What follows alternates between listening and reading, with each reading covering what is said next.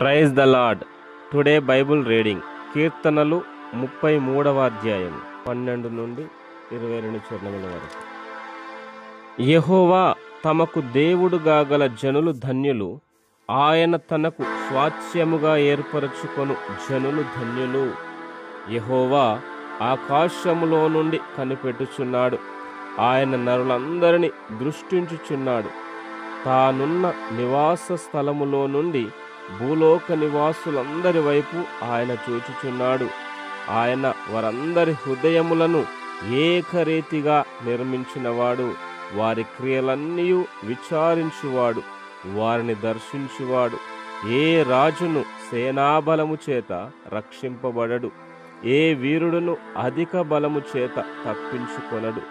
రక్షించుటకు గుర్రము అక్కరకు రాదు, అది దాని విశేష బలము చేత మనుష్యులను తప్పింపజాలదు.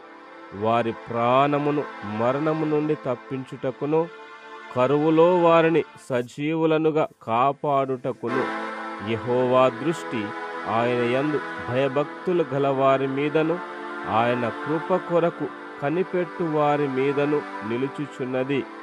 మనము యెహోవా పరిశుద్ధ నామమందు నమ్మికయుంచి ఉన్నాము.